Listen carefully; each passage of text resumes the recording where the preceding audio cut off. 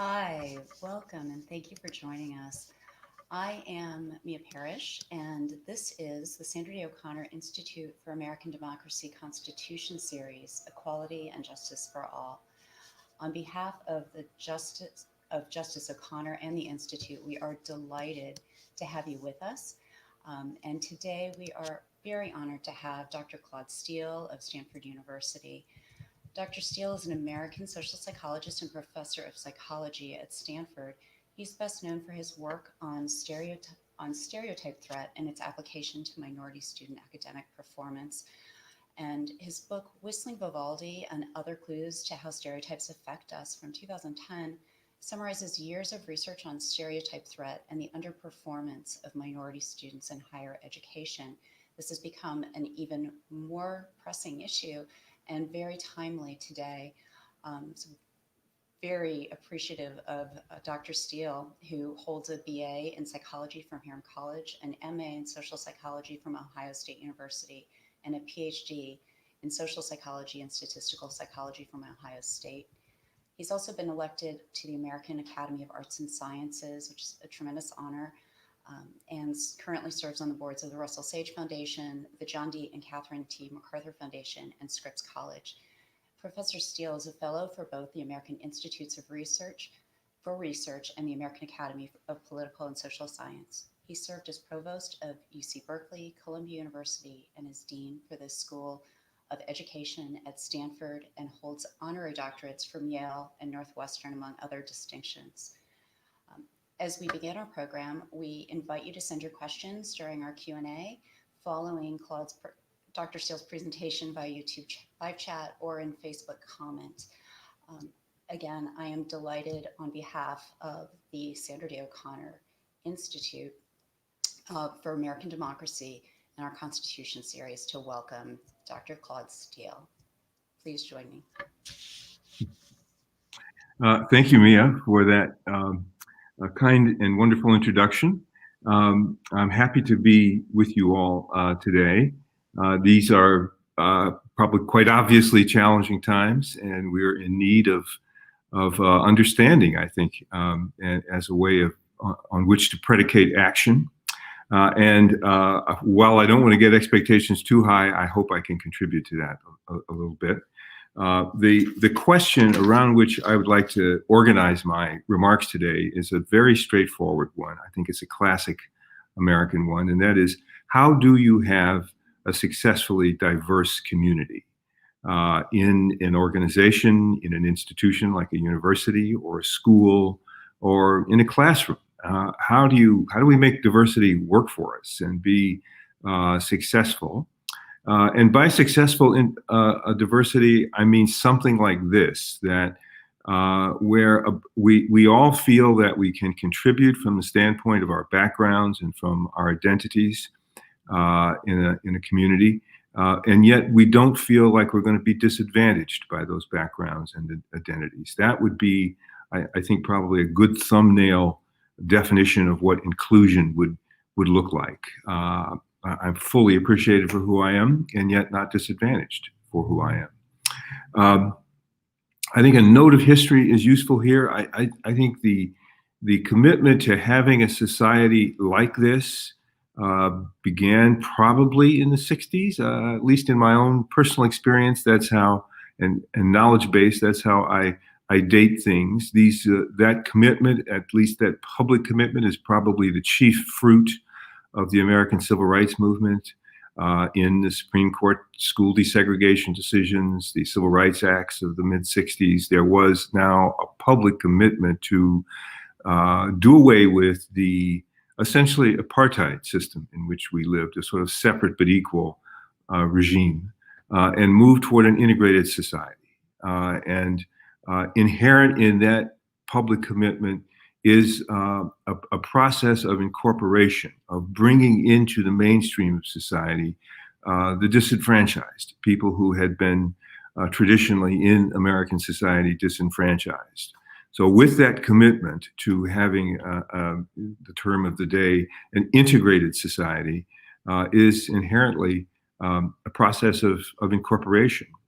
And our institutions our universities, our corporations, our judicial systems, and the like, were formed really before that commitment was made. And so one way of characterizing the time since that period, that 60 years or so since the civil rights movement, is to think of it as a period where our institutions and the like are evolving and trying to live up to this commitment that was made at that period of time. And it's that challenge that I really want to make as the center of my remarks today. I'm a social psychologist, and what I have to say enters that question from that perspective. There are two parts to the talk in my mind. The first part is diagnosis. What is at base a fundamental challenge of diversity and integration? What's the nature of the challenge there? Why would that be difficult in any way? Why can't we just assume that that would be that it would take care of itself? That if we grant equal access, equal treatment in principle under the law and the like, won't that take care of itself? I'm interrogating that assumption and asking, is there a more fundamental challenge there?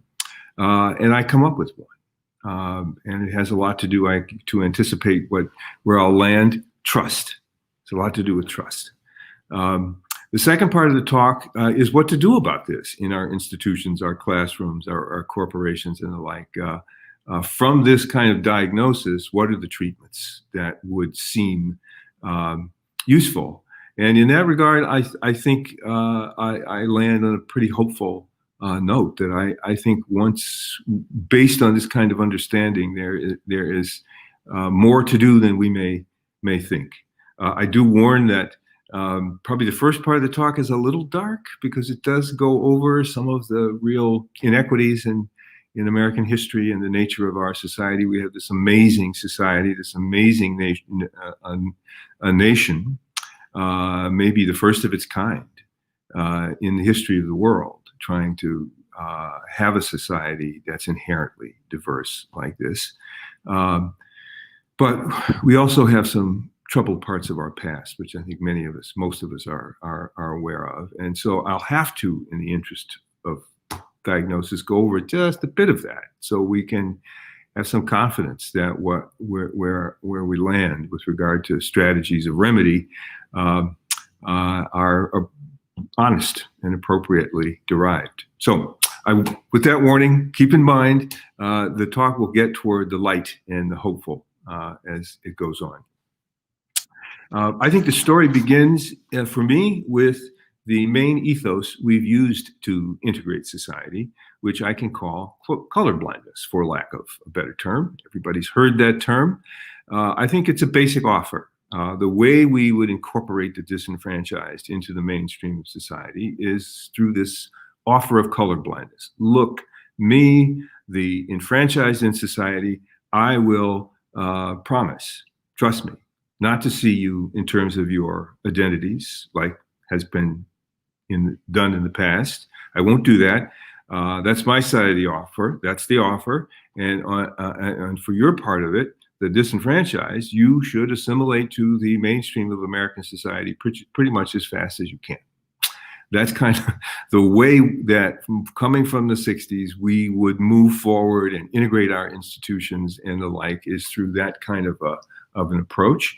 And there's a good deal to be said for it. I think it's indispensable in many ways, in that we want so many things in our society: opportunity, policing, sentencing, access to good education. We want those things to be colorblind.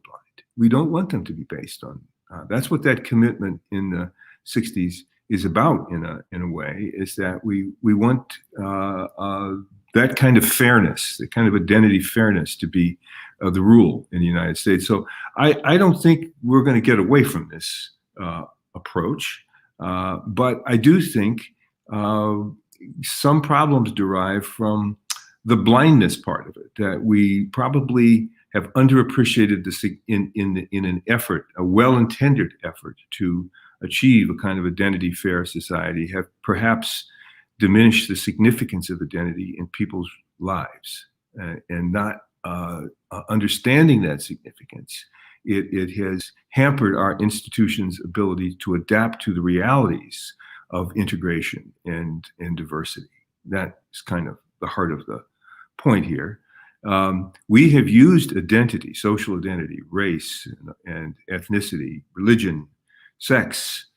We've used that to organize society almost from the beginning, as the old world met the new world.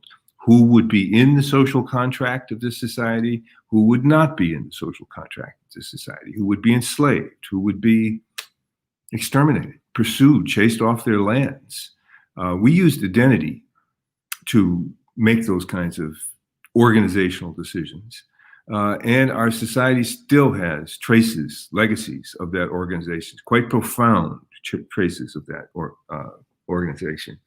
If you think of the life of the communities in which a George Floyd would have been raised, low-income African-American community in the United States, and the things that he would have to deal with, not because he's George Floyd as an individual, but because he's George Floyd as an African-American of low income.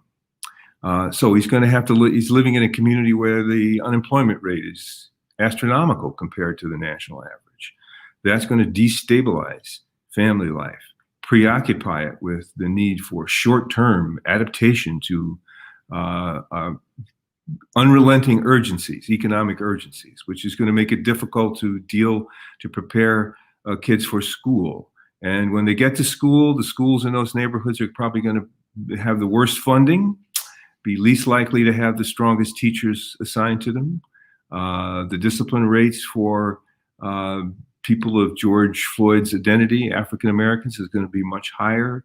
If he gets in trouble with the law, the sentencing is going to be higher. The incarceration rates are going to be higher. The access to quality health care in that community is going to be lower. The access to good food is going to be lower. So these are things that he has to deal with because of his identity as a low-income African-American person growing up in that kind of circumstance. I consider these things, I wish I had an easier term for them, but I've come up with an academic term, identity contingencies. These are things that just go with having the identity that he has in this society, the way it is organized with its history. And these are things that he has to deal with. So if we're going to be strictly colorblind, we're going to miss this profound aspect of his experience and not appreciate it, and our institutions won't adapt to it and won't help in overcoming some of these contingencies of identity. Where my work enters the picture is, I think, there are social psychological contingencies of identity. Stereotype threat would be one of them. Stereotype threat is a very simple thing. It's just being in a situation for which a negative stereotype about one of your identities, your race, your gender, your age, your religion, your immigrant status, a negative stereotype about one of those identities is relevant to what you're doing in this situation. And if what you're doing in this situation is important to you, the prospect of being judged and treated in terms of that negative stereotype is upsetting and distracting and can interfere with your functioning right there in the immediate situation. And if that stereotype pressure persists in a whole walk of life, let's for the example of women in STEM fields, for example, if you are worrying about being seen in terms of the stereotype about women's quantitative skills and the like, that's going to be a constant pressure that may want to make you avoid that whole walk of life, that whole area of life. That's what stereotype threat is. I'll give you some examples that that characterize American life. Think of a typical teacher-parent conference in grade school, where the parents coming in are an African-American couple. They're coming in to talk about their son who's in the 6th grade. Let's say it's that. And the teacher they're talking to is white. both of these identities are going to have pretty profound forms of stereotype threat, contingencies tied to those identities in that conversation.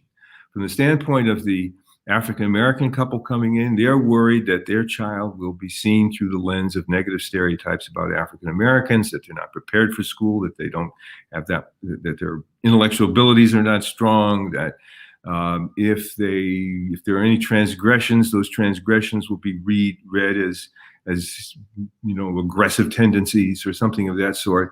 So they're on the edge of their seats in this conference, trying to convince the teacher and school that not to see their son that way, to be able to recognize his potential and to invest in that potential. So that stereotype about their group, those negative stereotypes about their group are pressuring them in that situation to be forceful in making the case for their child.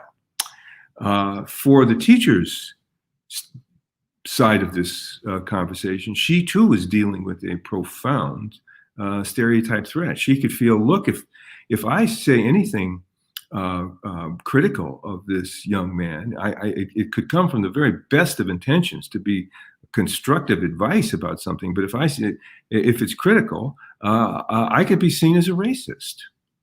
That's the stereotype of white Americans, that in that situation is relevant to what she's doing.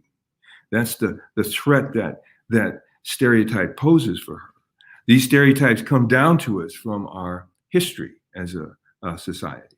And here we are. I wanted to bring up too if you could speak to that, the background and research that goes into this. This isn't just your opinion, is what I'm getting at. You're not just saying, oh, people come in and they think this. Like, there's a lot of research that backs up that these are baked into these kinds of conversations that you're describing.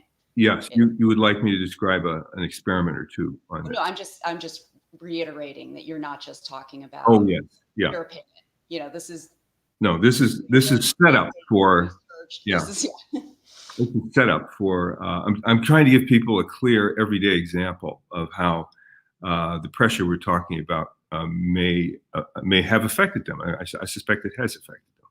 We are all Americans. I think we felt versions of this kind of pressure. But I'll just give you an experiment that may give you some sense of it.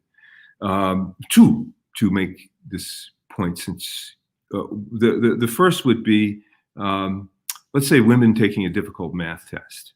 We had women and men come into the laboratory one at a time and gave them a very challenging math test. It was a half-hour section of the graduate record exam you would take in math. And our reasoning was that this would be a different experience for women than it would be for men. For men, as they took this test and experienced frustration on it, they could worry that they weren't quite as good at math as they thought they were, and that would have a chain of thoughts attached to it. But for women, in addition to that set of worries and thoughts, there'd be the further worry that, am I confirming what they say about women's math abilities, that women aren't quite as good at math? And, I've invested a lot in this, and is that true? So there would be this extra worry there. So the experience of taking the test would actually be different for women and men, because the women would be under this extra pressure of stereotype threat. And that our hypothesis was that would lead women with that much extra distraction going on to not perform as well as the men. And indeed, they didn't. Substantially worse, even though we equated them for their math skills before the experiment begins. So the women and the men in this experiment have exactly the same level of math skills. But under this extra pressure, women perform worse than that. The way you really know that it's that pressure that is depressing their performance is you take that pressure out of the situation and you see if that pressure was what was suppressing it, you should see their performance go up to match that of equally skilled men.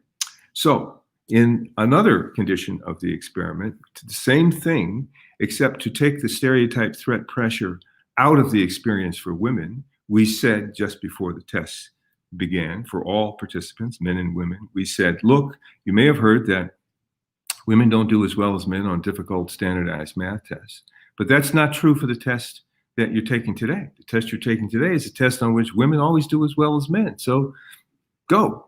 So now with that instruction, with that conception of the test and what it's about, that stereotype about women's math ability isn't relevant to what they're doing, because this is a test on which women always do as well as men. And with that relief from that pressure, women's math performance goes up to match that of equally skilled men, which gives us some confidence that this pressure, the pressures I'm trying to illustrate in these stories and the like, are real and can affect very important behaviors. I'll give you another one. Whites having a conversation about race and the stereotype pressure they can feel. We had white males come into the laboratory one at a time at Stanford, and they expected to be in a conversation. And as they sat down at their desk, they saw two pictures of the two people that they'd be having a conversation with. And for half of them, the two pictures were of two white guys, and for the other half, the pictures were of two black guys. And then they find out that the conversation is either going to be about love and relationships, something that students find it easy to talk to each other about, or it's going to be about racial profile. So they find that they're either talking to two white guys or two black guys about love and relationships or racial profile.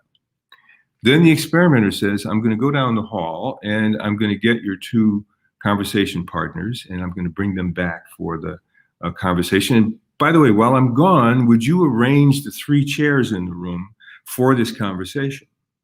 And as you might anticipate, that's what we're looking for at. We're looking to how do they space themselves for this conversation as a function of who they're going to talk to and what they're going to talk about. And you might be able to anticipate the results, that when they're going to talk to 2 other white guys about any topic, or they're going to talk to 2 black guys about love and relationships, they put the chairs very close together. But when they're going to talk to 2 black guys about strangers, about racial profiling, they put a distance between themselves and the 2 black guys. And we know from other measures in the experiment that what they're worried about is that I could just make a mistake or say something slightly wrong in this conversation and I'd be seen as a racist. So, and that's indeed what happened. They did distance themselves there. They were worried about seeing themselves as racist.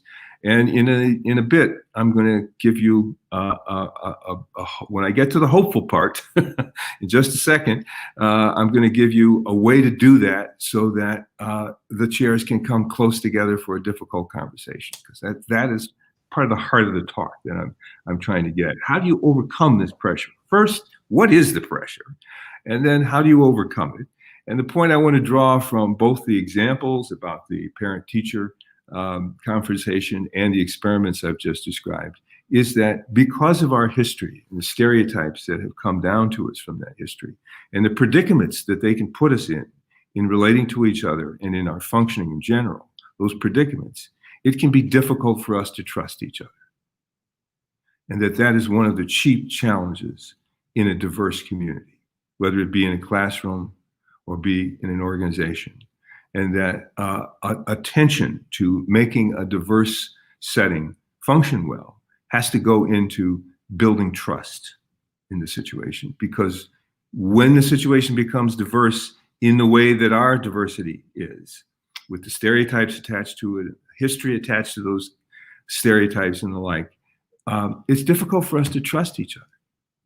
And that has to be built in order for our institutions to function well. I'll give you another experiment really quickly, just to show you how important this trust can be. In this experiment, we asked the basic question: how does a white teacher or a professor or a manager give critical feedback to a black student or employee and have that critical feedback be trusted? So we had students, black and white, write essays about their favorite teacher. And we told them, look, if the essay is good, we'll publish it in a a magazine we're beginning on teaching on campus. We'll publish if it's good. So they write the essay, and then we ask them, would you come back in 2 days and we'll give you the feedback on the essay? And what we're interested in, of course, is how much do they trust that feedback when they get it? Do they trust the feedback? And we vary how we give the feedback to see which way of giving the feedback is the best way to give the feedback.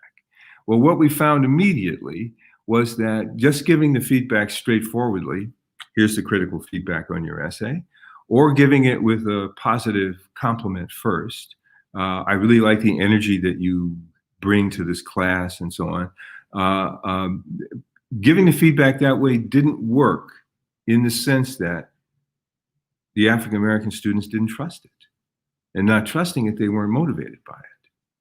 So I use this finding in this research to illustrate the importance of trust in the functioning of an institution, in this case, a school. But it could also generalize to, as you can see, business, corporations and the like, the military. That the identity predicament of the African American students made it difficult to trust this critical feedback. And the reason it made it difficult to trust this feedback is a simple reason. When you sort of put yourself in their shoes, they don't quite know whether the feedback is coming from their work in the essay they wrote, or whether it's coming from how the feedback giver perceives their group through the lens of the stereotype about their group's abilities. Maybe that's where it's coming from. So it's a fundamentally, just because of our history and because of the predicament of identity we have, it ambiguates that feedback. It makes it harder to interpret it straightforwardly. And if it makes it harder to interpret it makes it harder to trust it and harder to be motivated by it. I'm going to give you a hopeful solution to that problem too in a second. Wonderful. Okay, that's the dark part of the talk. Did you want to ask me something, Mia?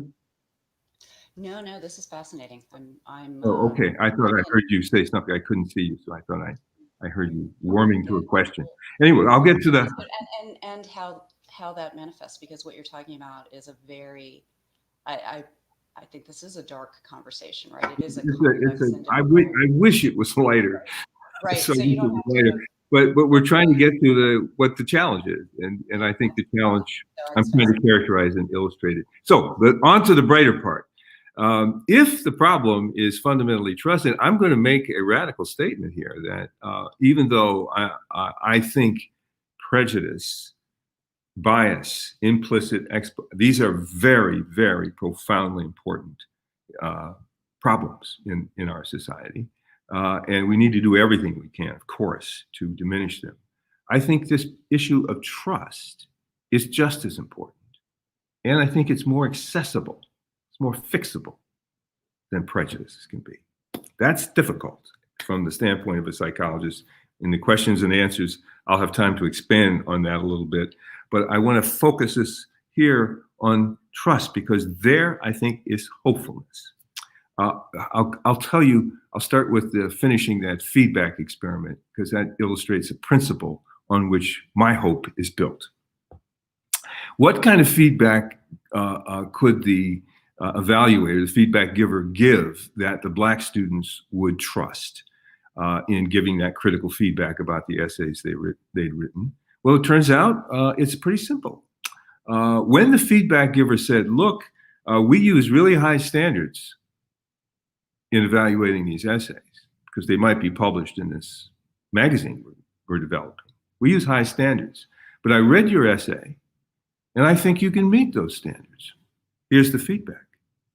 Well, when it was given that way, the Black students completely trusted it.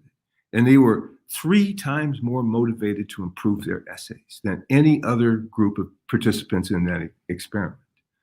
Why was that form of feedback so effective? Well, I think it does several things. It signals in a big way, using high standards, you believe they can meet those standards, or that they have the potential to meet those standards. That's telling them you're not seeing them through the lens of that stereotype about their group.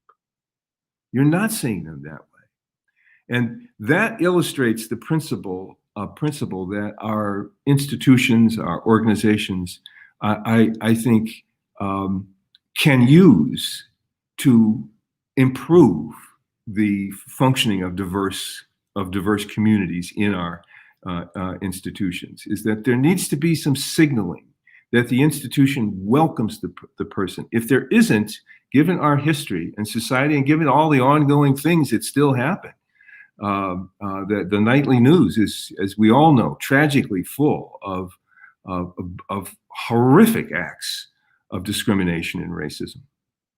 So people need a signal that in this situation, this classroom, this organization, they're not being seen that way. And once that signal is given, then the performance, the level of performance changes, and motivation and so can change dramatically. When you think about a classroom from the 3rd grade to a graduate seminar, when you think about any kind of an organization, it can work when people understand that they're not seen that way. And we've been in a colorblind approach to this, thinking our best strategy is to just be scrupulously the same. And I think we can still treat people the same, but I think we need to recognize that in the diversity, dealing with the diversity that we have to deal with, there needs to be this trust building. We need to behave in ways that build trust, and then we can expect affect high levels of performance and all that we want out of our diverse society. So I hope that principle is clear. There are others. I have a book, Whistling Vivaldi, chapter 9 in that book is a compendium of approaches to building this kind of trust. I do think managing the cues and elements in the situation are very important, because as I come into the situation, I'm trying to read how somebody from my background is regarded here. And if I'm a woman going into a physics department or a math department and I see photographs of only men, I'm going to worry that maybe I won't be, that maybe that stereotype will be in play, and that people won't read my abilities, and it will be an uphill struggle for me to prove myself. And then, boy, I'm a smart person. I could have a better life somewhere else.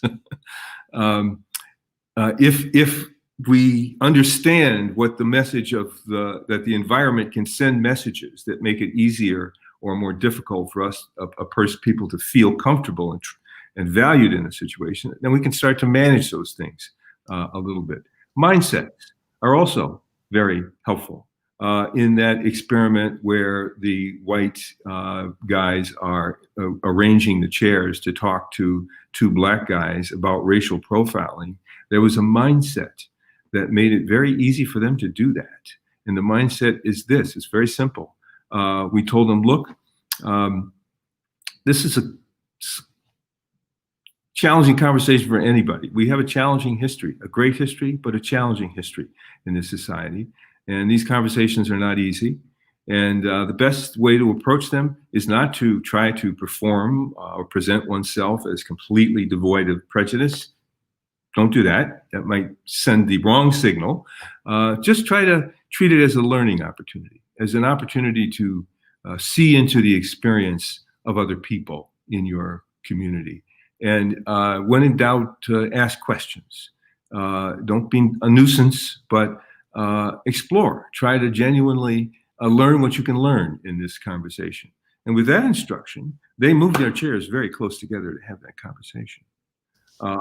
Achieved simply by having the right mindset that comes out of understanding what the challenge is. The trust and like is a challenge. And when I have that mindset, I can trust a little easier that I'm not going to be, I'm going to position myself in a way that I will inherently be less likely to be seen in terms of that stereotype about my group as racist and the like. I'm a person who has a genuine curiosity about somebody else's experience. So I know this can seem a bit nuanced, but I think these concrete tactics can work. And I want to end by showing that they can be taken to scale. And in taking to scale, they can remedy some of the challenges that we see in our diverse settings. This is a study done at UC Berkeley by a group of psychologists and administrators there. And they asked the question about their graduate programs in the physical sciences. These are very high-level programs, these very distinguished departments. And they asked a simple question: are the women and the minorities in these programs doing as well as the men with regard to progress toward publication? The coin of the realm in graduate school is publication. You're no longer a consumer, just a consumer of knowledge. You're a producer of knowledge. And coursework it's supportive, but it's not that important. What's really important is doing the research and publish it and becoming a participant in the scientific community. That's the big deal. So that's why they focused on that question. They looked at the chemistry department, the physics department, math, astronomy, computer sciences, electrical engineering, all these physical departments there. And they found what one might fear, which is that indeed the women and the minorities were not making the same progress toward publication as the men, except in the College of Chemistry. And in the College of Chemistry, they were. The women and minorities were doing as well as the men. So, and they were all doing amazingly well. This is the best department of chemistry in the world, #1 in the world. Nobel Prizes just last week. So how did they do it? Well, interestingly, what they decided was that in addition to their own distinguished research, they wanted to train the best chemists in the world. And so they sat down, rolled their sleeves up and said, well, what would be a barrier for our graduate students as they come into our program, and what can we do to help them overcome it? And they thought of things. Well, a lot of kids show up and they really don't have the cultural capital. They don't really understand that graduate school is about publications and research. They think it's about coursework from their undergraduate days. And so let's just bring them in 3 weeks before school begins, and let's just give them that piece of cultural capital. Let's just tell them, that's it. Courses are supportive. The main thing you want to do here is research. And then let's support them on the pathway to doing the research. Oftentimes they come in, they don't really know how to get a research program going. So they're going to interview in that 3 weeks 5 professors, and those professors will give them concrete projects that they can do. They need to pick one, and by November 11th, they need to have a proposal written and turned in. By March 3rd, they need to have the research done. By June 2nd, they need to have the paper submitted for publication. So they structure the program in a way that gives them, the students, the answer to some of the most otherwise distressing questions, like, am I making appropriate progress? Am I moving fast enough?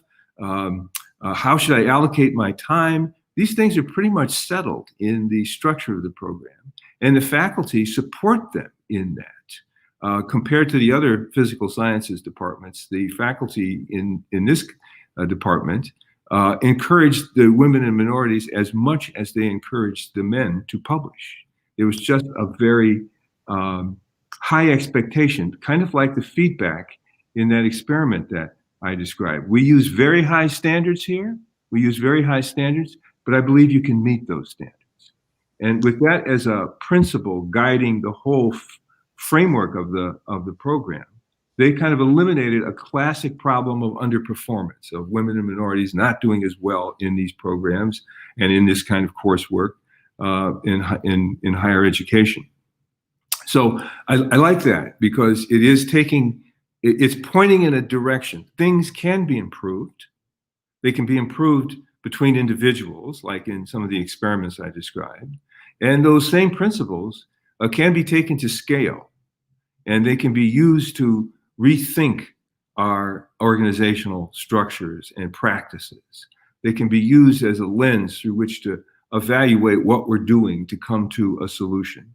And the other thing that I really like about this approach of building trust through these kinds of tactics is that everybody can be involved in it. You don't have to have the same identity. You don't have to be in a STEM field. You don't have to be another woman in order to be effective with women graduate students. Trust is a game played on the ground.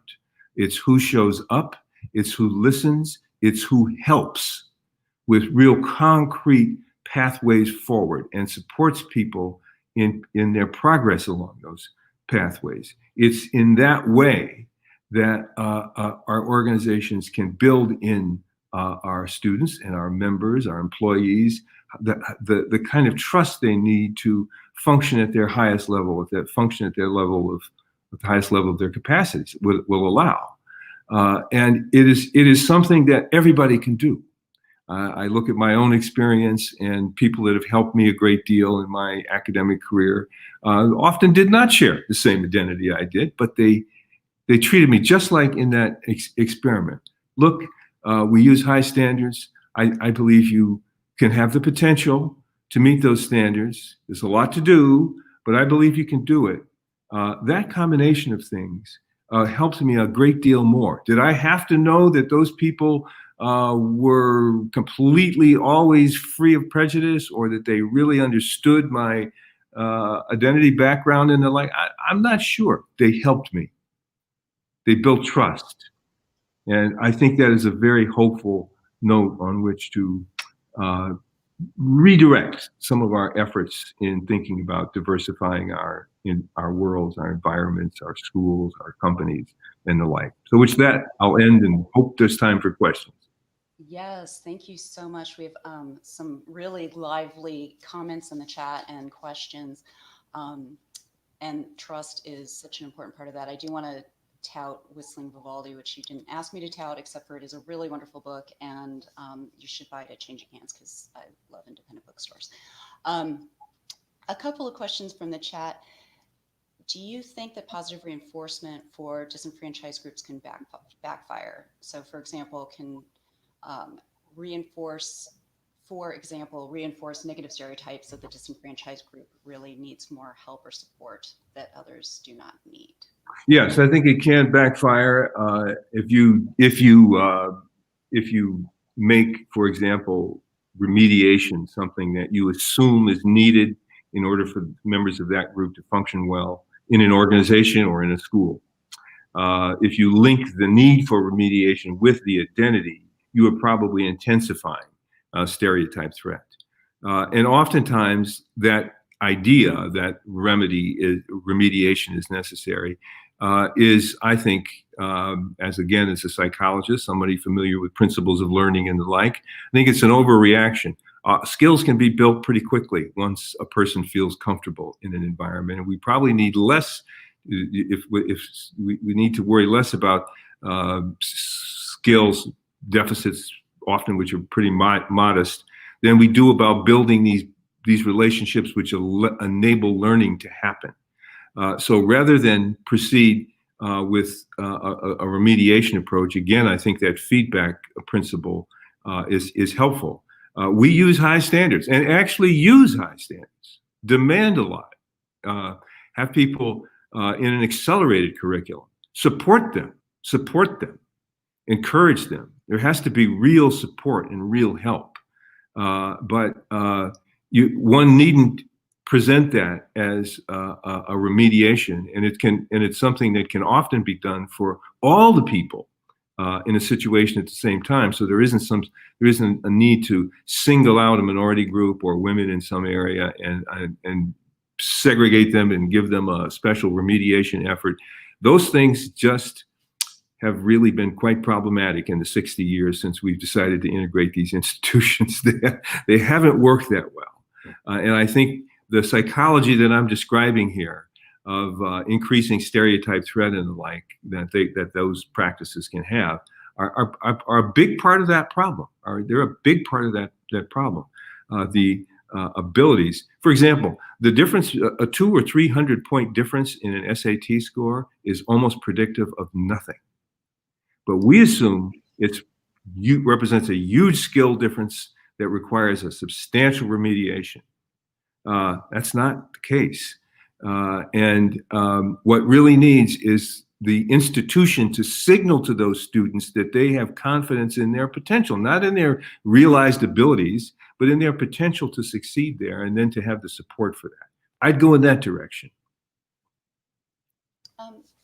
Rodolfo Espino has asked many questions. I'm going to ask about how should we measure stereotypes? Is the measurement for academics different than policymakers? Has that changed over time? And if it has changed, would you say what blatant stereotypes may have been replaced with latent stereotypes? Woo, I'm not sure I know what all the reference are there. Uh, yeah, I mean, I think you can measure, Question. Mhm. yeah, if you can measure stereotypes. This may not be what the questioner has in mind, but if you have people just write down on a sheet of paper what are the major stereotypes about the groups, they're going to agree a great deal. I've done that countless times. That gives you some idea of the stereotypes that are available in the atmosphere, in the culture of that region or that city or that area or that nation. It isn't hard to measure stereotypes. Most people know them. That's how they have their power. If you do those experiments, for example, women in math experiment, you do it in Poland, you don't get stereotyped effects around math because in Poland, most of the technical fields are almost 50% women. Physics, engineering, all of them have a huge participation of women. So there isn't an evidential basis in that society that women aren't as good in quantitative skills as men. And so the stereotype might be there, but in a very weak way. And when you do the kinds of experiments we've described, you don't get the effects nearly as strong as you do in the United States. So you can measure stereotypes. There are probably countless survey data around showing what these stereotypes are, and you can measure them in the conventional ways. But our research is focused on what they mean to the interior psychology of the individual, and it's not so much that I know the person I'm interacting with has the stereotype and believes it. I just know they could, and I'm in a situation where they could read me in terms of that stereotype. They could see me as, if I'm white, they could see me as racist. I don't know if they are, but they could. If I'm black, they could see me as having, weaker abilities. I don't know if they do, but they could. That's the operative representation of a stereotype inside a person's functioning that we're trying to pull out and explain to people. Rochelle Jefferson asks a related question for you, Dr. Steele. Has being a psychologist affected the way you approach stereotypes of the identities that you view yourself belonging to? Do you feel those pressures like you were describing? Yes, I do. I mean, I feel Obama feels them. You don't grow out of them. When you're in a situation, as I gave that definition, where the stereotype is relevant, you could feel that you're going to be seen that way. So, for example, Obama famously was worried about being seen as as an angry black man. So there was a comedy routine of two comedians, Key and Peele, I think. And one would be the kind of stentorian, dignified Obama, and then the other one would be his anger, manifest his anger, and that anger, he'd be behind him kind of swearing and going off and so on. And giving you a good image that Obama, knowing that he could be seen that way and thus be seen as less credible, is exerting a lot of whistling Vivaldi, a lot of effort to not be an angry black man. And I think we all do this around many of our identities. Just think about being old and the amount of effort that people in our society go to. I'm a little bit sympathetic with this this age, with the efforts we go to not have people discount us because we're old and because of the stereotypes we know people have of older people. It's a part of our lives, the dealing with perceptions of the various identities we have and in situations where they could disadvantage us.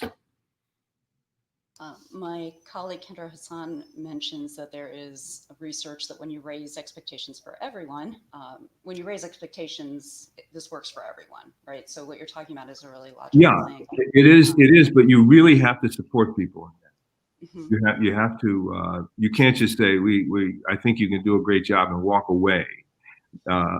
It's the investment in them. Because I talked about the Berkeley chemistry department, but I have other examples. And one thing they have in common is where in higher education is where faculty actually get down, roll up their sleeves, and help those students. They don't have the view that I've let you in the door, it's up to you, look to your left, look to your right. If you make it, you make it. It's not my responsibility. I teach chemistry. No, that's not enough in a diverse society. That might have worked when the people in our institutions were a homogeneous set of largely middle-class white males. It might have worked. That's where these traditions come from, is a history of institutions dealing with a less diverse society. That's my whole reason for starting to talk at the turning point in the mid-'60s when we committed to integration. Now we have a diverse community of students, employees. And when you have that, that's when all of this else comes into play, and you can't, that old approach, that old ethos backfires. So I'm sort of laughing. My mother is a Korean American immigrant, earned her master's in chemistry at Cal in 1964. So she was in the vanguard of that, and so I can personally testify to it worked. That it worked. Well, you know, it is interesting. Most of the women who are chemists and who have the major professorships in chemistry in the country come from that one program. Mm-hmm. I'll send you a picture. It's really adorable. Yeah. But related to that, Michael Langley mentioned that Citigroup recently found that structural racist policies cost a $16 trillion loss to the economy over the 20 years. Pre-civil rights notwithstanding, do you expect change now that racism has been quantified? So the connection I'm making to that is, you know, my mom's in there in 1964. Here we are all these years later. We're still grappling with these issues. Is quantifying it monetarily going to be helpful at this point? Like, what will help? Do you think that quantifying is part of that, or the story or policies? How do you get systemic change?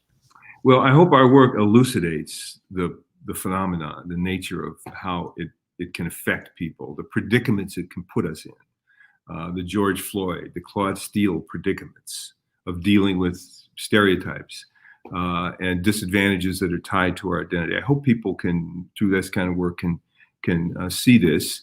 I think the challenge is going to be very difficult, of course. I don't think anybody thinks otherwise. And it's because of the following thing, that to fix it will require more than just not being prejudiced. It will require something, and I hate to use this term, I quake at using this term, but there's got to be redistribution of opportunity.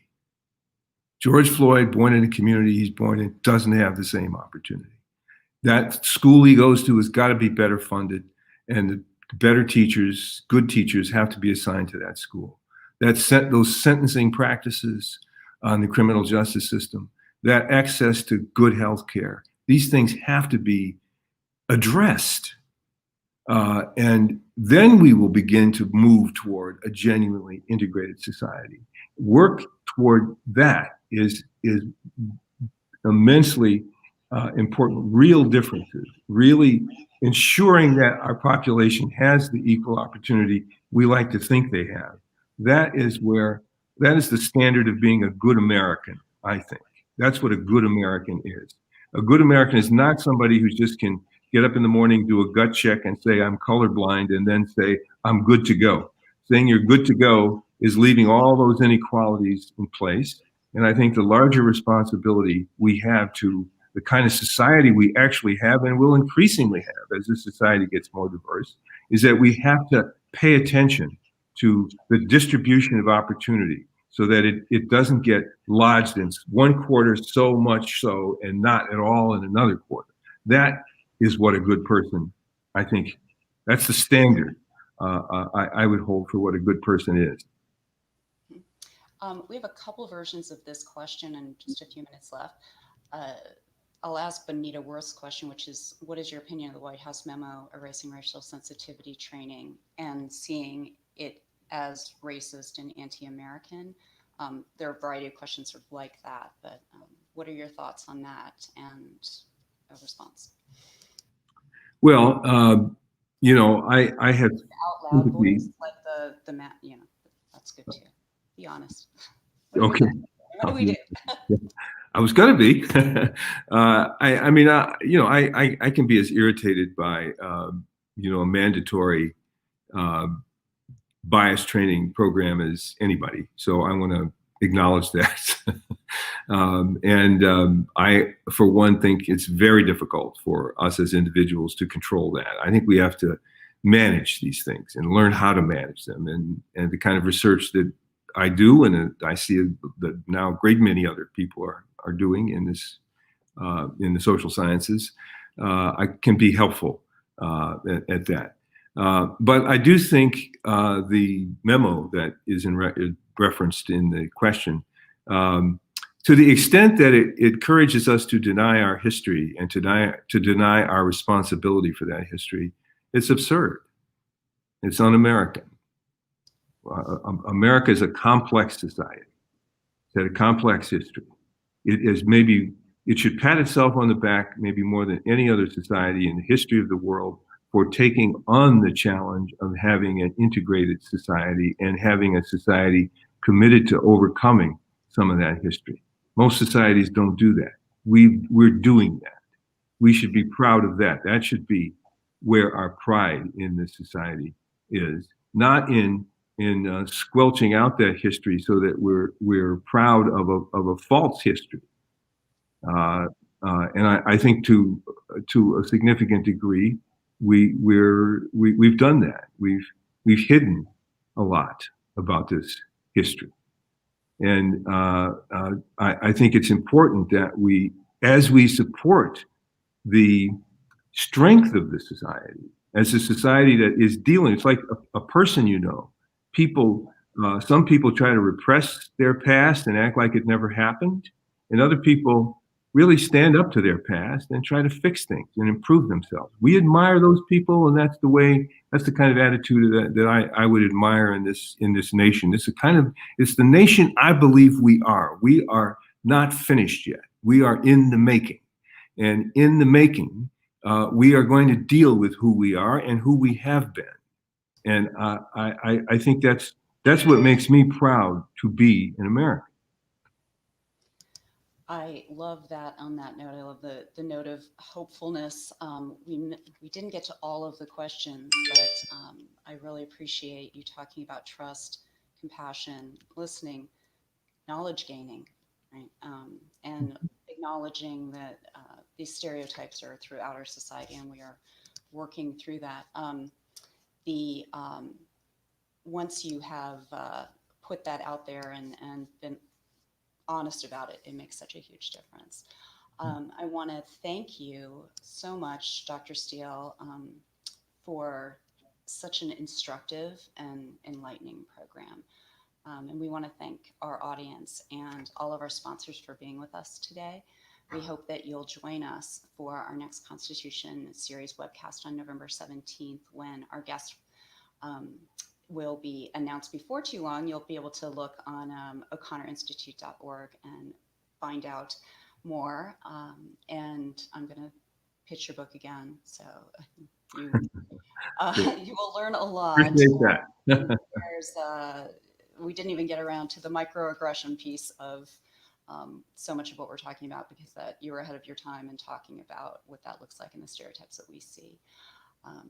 Thank you so much for joining us. And if you were not looking at the comments, Dr. Steele, really wonderful feedback and appreciation for your thoughtful tactics and strategies and message. So thank you. Well, thank you. Thank you. It was a real pleasure. And best of luck to you in this program. And again, thank you for inviting me.